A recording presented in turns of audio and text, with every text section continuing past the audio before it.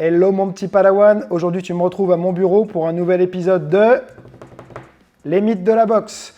Alors, j'ai vu récemment une vidéo qui m'a fait me poser des questions. Je me demande si je ne me suis pas trompé depuis le début sur la manière dont je pratique et la manière dont j'enseigne les esquives rotatives en boxe. En fait, récemment, j'ai vu une vidéo d'un coach de boxe américain qui s'appelle Tom Yankello, qui est vraiment excellent. Et il remet en question la manière dont on pratique et dont on enseigne les esquives rotatives. Et justement, il remet en question la manière dont moi, je les pratique et je les enseigne.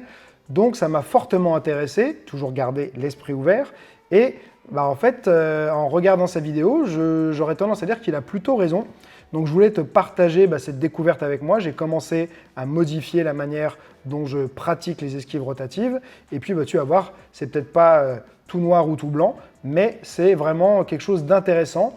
Et peut-être que toi aussi, tu pourrais en bénéficier. Donc, on va aller regarder les champions du passé, du présent, réellement comment ils font, parce que c'est ça aussi l'objectif des mythes de la boxe. C'est pas regarder ce qu'on t'enseigne, c'est regarder ce qui se fait sur le terrain en vrai. Et c'est là qu'on va pouvoir, je trouve, trouver en fait les choses les plus véridiques et se remettre en question parfois ce qu'on nous a enseigné. Pour que ce soit assez simple, je vais aller sur YouTube et j'ai trouvé une vidéo qui s'appelle Top 10 Best Defensive Boxers of All Time, donc les 10 meilleurs boxeurs sur le point de vue défensif de tous les temps. Donc après, on peut être d'accord ou pas avec ce classement, mais en réalité, on s'en fout. On va aller regarder des boxeurs qui sont très très bons en défense. Et quand on est très bon en défense, en général, on place des esquives rotatives et on va aller voir ce qu'ils font. Comme ça va nous permettre d'avoir un indice un peu de est-ce que réellement c'est applicable et c'est peut-être la meilleure manière de le faire. Parce que, comme j'aime bien tout le temps le dire, le succès laisse des traces. Et donc, si il y a une grande majorité d'excellents boxeurs qui pratiquent d'une certaine manière, ce n'est pas un hasard en général. Allez, on s'attaque en premier à Mohamed Ali, donc un des plus grands de tous les temps, et on va aller voir un petit peu comment il esquive quand il y a un crochet, ou on peut même placer ça sur d'autres coups d'ailleurs. On va regarder la position de son corps, ici. Donc la théorie en fait de Tom Yankello, puisque je t'en ai pas parlé, j'ai laissé un peu le suspense, c'est que on t'enseigne en général à descendre sur les jambes pour changer de niveau, mais rester le dos rond, mais plus ou moins le dos droit arrondi, et on utilise un petit peu du dos. Et lui, son argument, c'est que en réalité, la majorité des meilleurs boxeurs ne fléchissent quasiment pas leurs jambes, c'est-à-dire qu'ils sont déjà dans une position légèrement fléchie au départ, ils n'ont pas les jambes tendues, mais ils ne vont pas fléchir plus pour esquiver et que tout va se faire quasiment au niveau du dos pour les esquives.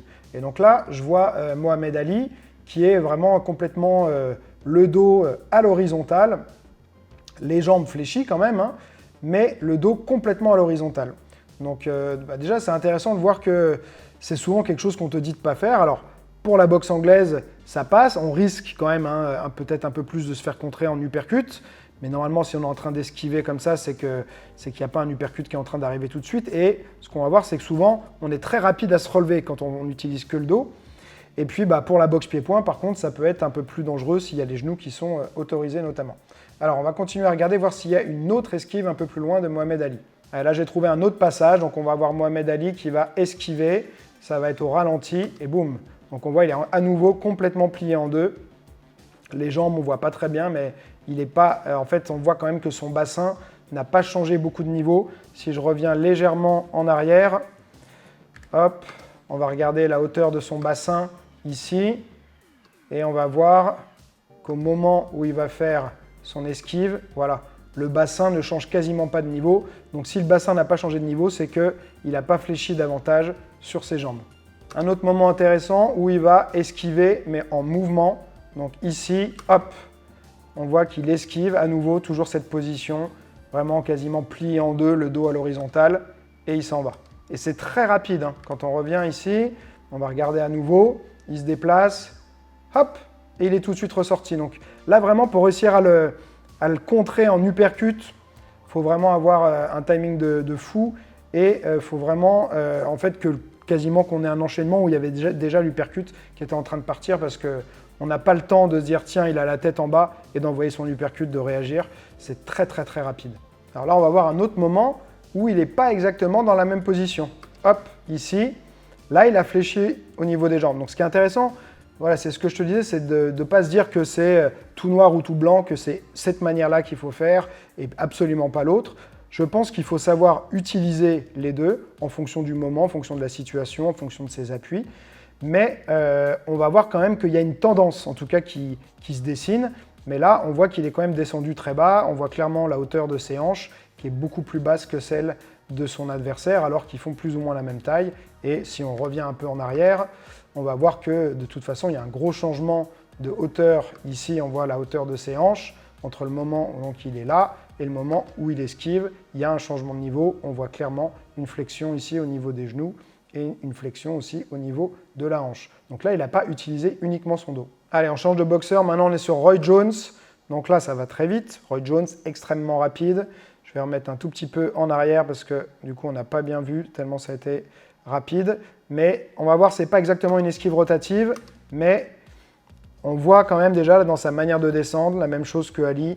Donc il a vraiment le dos à l'horizontale et écoute, il se fait pas toucher du tout et il est en fait bien protégé. La position de sa tête à l'extérieur, là, il va avoir du mal à aller chercher avec son bras arrière. Donc là, on va avoir une super action défensive ici. Ça va tellement vite que j'ai du mal à me mettre dessus. Roy Jones, extrêmement rapide. Et là, il attaque, hop, et tout de suite, il descend. Et on voit la position vraiment de son dos qui est pas tout à fait à l'horizontale, mais pas loin. Mais par contre, il a quand même fléchi, je pense, ses jambes, on ne voit pas très bien. Mais il remonte très vite. Ici, on va avoir une belle esquive, là, en déplacement. Donc, je vais essayer de me remettre dessus, mais c'est pas facile. Ça va vraiment très vite. Ici, donc là, il va sortir, hop. Donc à nouveau, il est descendu. Par contre, on voit quand même la hauteur de ses hanches. Là, il est descendu sur ses appuis, mais il a le dos quand même vraiment baissé, la tête baissée. Et au final, c'est vrai que j'en parlerai après, parce que je vais montrer un petit peu techniquement certains avantages, mais la tête va moins facilement se faire toucher si elle est complètement baissée comme ceci, que si elle reste droite, mais qu'on descend. D'accord ? Donc ça, c'est aussi quelque chose de, on va dire, à prendre en compte. Et je te parlerai d'autres avantages non négligeables sur ce type de technique pour les esquives rotatives. À nouveau, là, on va le voir, voilà, ici, qui descend. Donc ça, c'est vraiment... En fait, il a des moments où il est dans l'anticipation. Il fait son enchaînement et directement, il descend pour esquiver, parce qu'il sait qu'on va essayer de le contrer. Et donc là, bam, hop, il sort. Et vraiment, ce dos qui descend, là, on a le ralenti. On voit la position, ses hanches sont un peu plus basses que celles de son adversaire, mais vraiment la position du dos, il est complètement replié en deux quasiment. On passe maintenant à un autre boxeur, James Toney, qui est reconnu comme être un des meilleurs boxeurs défensifs aussi de tous les temps, surtout avec l'utilisation de la garde de Philadelphie, qui a combattu dans plusieurs catégories, puis qu'on a eu marre de devoir faire attention à la nourriture, et donc qui s'est dit « Allez, je mange comme je veux, mais je vais chez les poids lourds », et il a gardé vraiment un style ultra défensif, hyper mobile malgré la prise de poids et hyper puissant. Donc là, on va voir son esquive. Ici, on n'arrive pas bien à la voir, mais si j'arrive voilà, à poser, hop, on voit la position du dos, les hanches qui sont quasiment pas descendues et à nouveau cette position du dos à l'horizontale. Encore ici, je me remets un tout petit peu en arrière. Là, on va le voir. Hop. Ici, pareil, ça descend, ça remonte tout de suite comme un ressort. À nouveau, il le refait. Hop, et on voit se balancer, voilà. Là, on voit à nouveau aussi comment il se déplace. Il passe d'un côté à l'autre en étant vraiment très bas, mais au niveau de la tête, pas sur les appuis. À nouveau ici. Et vraiment, il laisse ses adversaires dans le vent. Voilà, hop, on voit, ça descend, ça remonte, ça descend, ça remonte. Hop, un ressort. Autour de mon boxeur préféré, Sugar Ray Leonard. Hop, ici on voit contre Hagler en plus, donc il ne faut pas se rater. Donc il n'a vraiment pas du tout fléchi ses jambes. C'est juste le dos qui est descendu. Hop, et à nouveau, il remet la même chose. On va se la remettre sans faire de pause parce que l'action est vraiment magnifique. Donc tu vas voir, là on voit quelques autres images. Et quand ça arrive à Hagler, hop, ça descend. Hop, ça descend. Et les jambes vraiment ne bougent pas, quasiment. Pareil. Là à nouveau, il est ici, hop, complètement le dos à l'horizontale. À nouveau ici. Si on revient un tout petit peu en arrière, on va le voir. Je suis revenu trop en arrière, mais là, voilà, on voit encore des exemples. Hop, chaque fois, le dos qui descend complètement, et les jambes qui fléchissent quasiment pas. Et l'avantage, si tu n'y avais pas pensé encore, de ne pas fléchir ses jambes, c'est qu'on se fatigue beaucoup moins. Parce que fléchir ses jambes, c'est comme si on faisait des squats à répétition, et quand on fait des rounds et des rounds, ça finit par s'additionner et la fatigue arrive. C'est comme ça qu'on se crame aussi beaucoup plus les jambes, qu'on a les appuis qui deviennent lourds.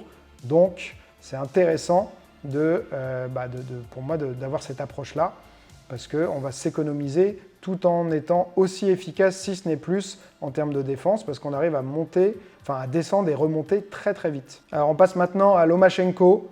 Donc, lui qui va être un petit peu, je pense, le contre-exemple. Donc après, c'est la boxe plus à l'européenne, voilà, ou l'école russe, mais qui est plus proche de l'école européenne. Et donc, il a appris comme moi j'ai appris. Et donc, lui, il arrive à l'appliquer. Et il fait, je crois, très peu la version où on utilise quasiment que le dos. Alors ici, on va voir un exemple. Donc, il esquive, voilà. On voit qu'il descend énormément sur ses appuis et que son dos reste beaucoup plus droit. Je vais le remettre un tout petit peu en arrière. Hop. Et on va laisser passer l'action. Hop, voilà. Donc lui, il n'a vraiment pas fléchi son dos. Donc ça, c'est l'application de la technique classique. Donc comme quoi, voilà, c'est pas forcément à bannir complètement, mais je pense que c'est au final plus difficile de descendre en utilisant ses appuis. Ça demande d'avoir une position peut-être plus large aussi. On voit que Lomachenko, il a souvent une position assez large. Et puis vraiment beaucoup d'agilité dans les appuis. Mais là, on le voit, qui arrive à descendre en restant quasiment le dos droit, alors arrondi, mais le dos plus ou moins à la verticale. Un autre boxeur, Wilfred Benitez, vraiment excellent sur la défense, réputé pour vraiment ses qualités défensives. Donc là, on voit, il est ici. À nouveau, le dos à l'horizontale et ça remonte très vite. Et hop, il va pouvoir trouver la sortie.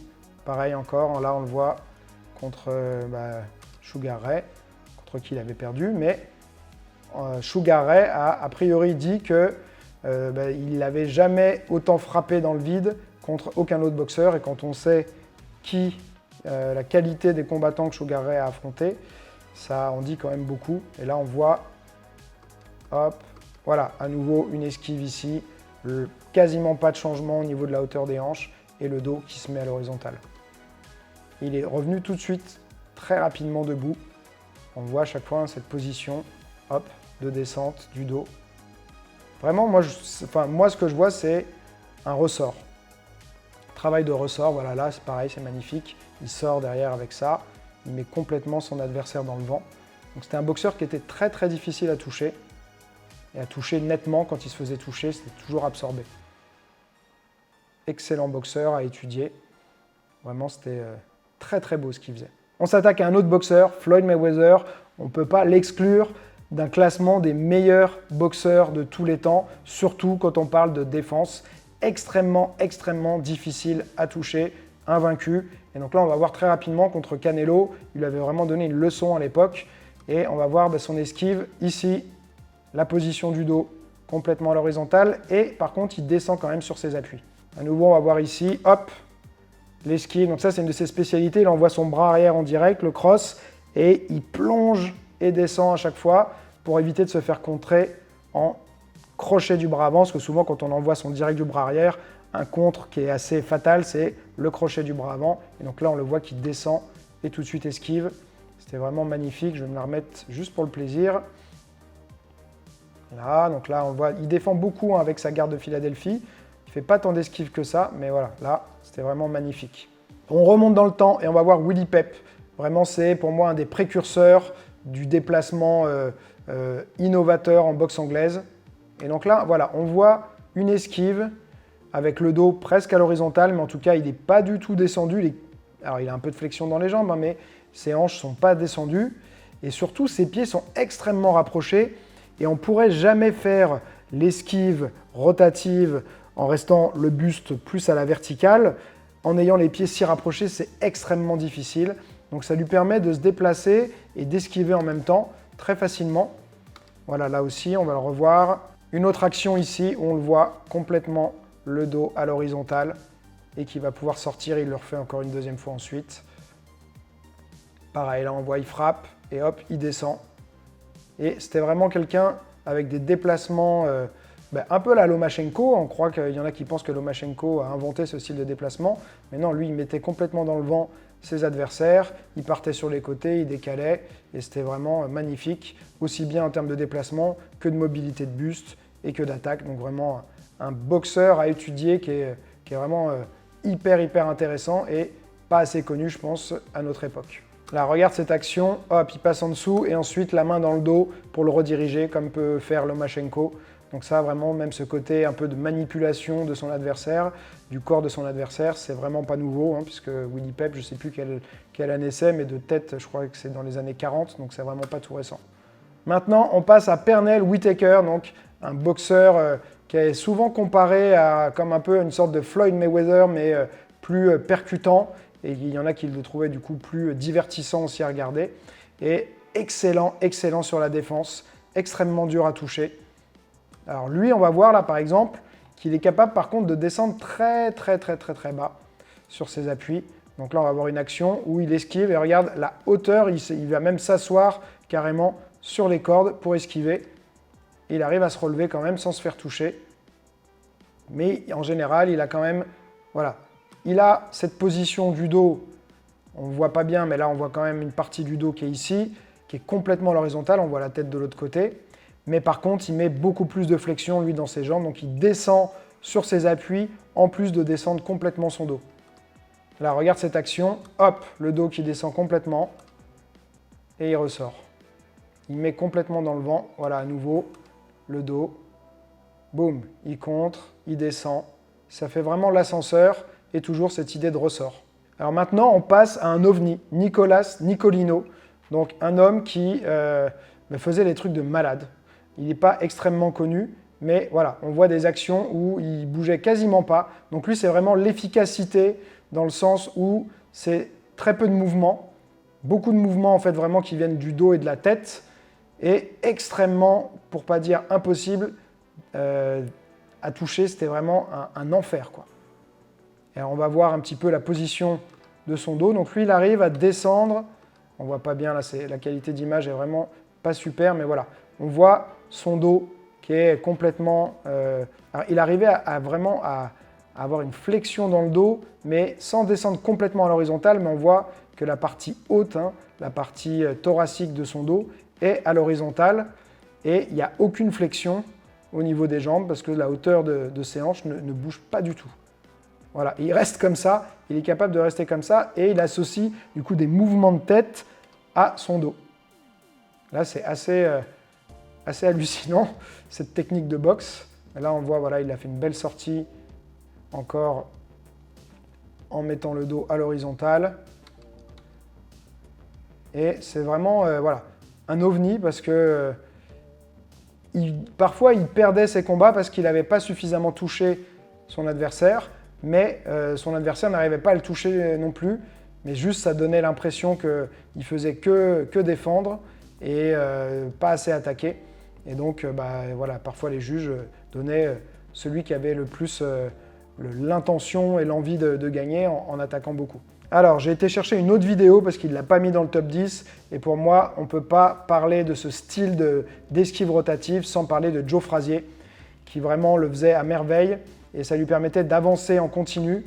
Alors on va essayer de trouver les moments, voilà, là on le voit, j'arrive pas à faire la pause au bon moment, mais il avait toujours cette manière d'avancer en esquivant, et qui serait difficile à faire s'il descendait au niveau de ses appuis. Il aurait beaucoup plus de mal à continuer à avancer comme ça, et il a mis KO Ali en utilisant ce type d'esquive. Donc voilà, on voit que c'est quand même une méthode qui fonctionne. Et voilà, toujours on va voir, voilà, il a vraiment un peu le style aussi comme James Toney, même si ce n'était pas la garde de Philadelphie. Il utilisait beaucoup aussi les blocages en croix et tout ça. Mais vraiment cette manière d'esquiver et d'avancer en esquivant, avec la flexion qui se fait au niveau du dos et très peu au niveau des hanches. Allez, regarde cette action-là, je vais essayer de faire une pause au bon moment. Ici. Donc là, on voit comment il descend. Il est quasiment pas changé de niveau, il n'a quasiment pas changé de niveau au niveau de ses hanches. Par contre, la tête est plus du tout là. Elle remonte, boum, et le crochet. Et voilà, à nouveau. Là, c'était magnifique. On va essayer de le remettre. Là, hop, il esquive en baissant son dos. Il remonte, boum, le crochet. Et vraiment, c'était tout le temps son jeu très très difficile, voilà, à toucher parce qu'il arrivait à se rapprocher et en même temps, il mettait ses blocages des fois pour, voilà, au cas où ça passerait quand même. Mais voilà, c'était tout le temps pression vers l'avant et flexion du dos. Pression, flexion. Et à chaque fois, souvent quand il remontait de cette esquive, boum, le crochet. Et voilà, c'était un style ultra efficace. Là, il remet Ali, il le fait sortir des cordes. Et voilà, c'est comme ça qu'il a battu Mohamed Ali la première fois. Ok, maintenant donc, on va aborder un petit peu donc, les avantages et les inconvénients qu'on peut avoir sur les deux techniques. Donc je te remonte déjà la technique comme on l'apprend traditionnellement. On va aller fléchir au niveau des appuis. Bien sûr que le dos va descendre un petit peu, mais on reste quand même, je vais te montrer de profil, le dos plus ou moins vertical. Donc à chaque fois, bien sûr, si c'est une rotative, hein, je vais avoir cette rotation d'épaule pour travailler ma remise, mais le changement de niveau se fait essentiellement, tu vois, dans mes jambes et non pas avec mon dos. Encore une fois, là, là, là, là. Maintenant, ce qu'on a vu là dans la vidéo, c'est qu'en pratique, beaucoup des meilleurs boxeurs vont plutôt ne pas du tout fléchir davantage les appuis, c'est-à-dire que les jambes sont fléchies quand même au départ, et vont faire avec le dos, comme ceci. Jusque parfois même vraiment très très bas. Alors pas toujours en rotatif comme ça, parfois c'est juste vraiment descendre, remonter, descendre, remonter, descendre, remonter, boum, contrer. Okay.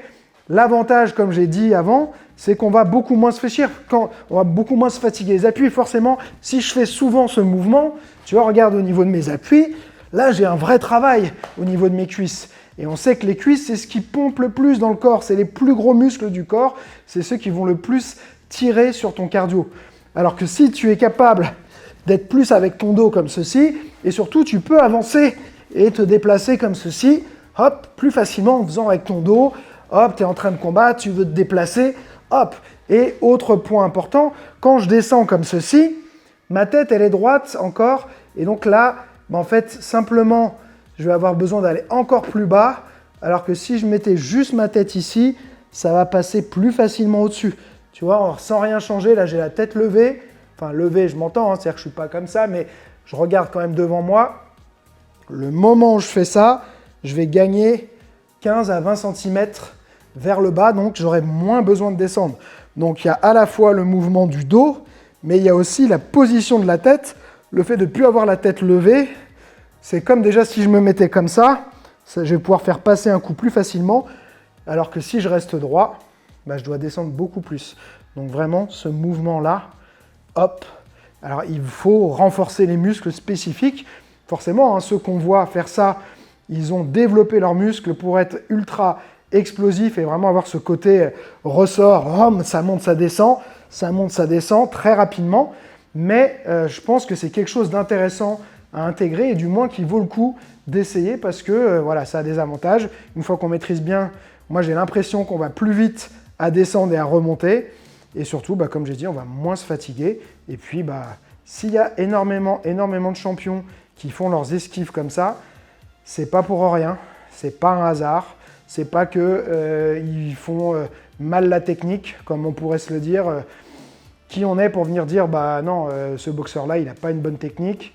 Non, c'est une légende de la boxe, c'est un grand champion, il a été champion du monde. Tu vas pas venir me dire qu'il ne sait pas boxer. Et surtout, quand c'est pas une exception, c'est-à-dire que là, j'en trouve voilà, facilement, si je veux, une dizaine, mais en réalité, si je passais des heures, je suis sûr que je verrais que 80% du temps, les esquives sont faites comme ça par les gens qui sont vraiment excellents là-dedans. Et après, il y a des boxeurs qui ne sont pas très bons sur ce type d'esquive ou qui ne vont pas beaucoup les utiliser, peut-être parce qu'ils se sont entêtés à rester sur ce format. Maintenant, ça ne veut pas dire que ce format-là, il est à bannir complètement. Cette technique-là, cette approche-là, elle est à bannir complètement parce que Ça peut aussi être parfois un peu plus risqué, donc d'avoir quand même sa tête comme ceci. Et il y a des moments où si tu es très près de l'autre, peut-être que d'avoir la tête comme ça, tu auras moins d'espace. Si je suis face ici, je suis à distance de travail, je vais pouvoir faire mes esquives en descendant sur mes appuis. Quand je vais vouloir aller vers l'avant, je vais vite me cogner la tête. Donc il y a des moments peut-être où il y a peu d'espace, où ce travail d'esquive-là, il va être intéressant.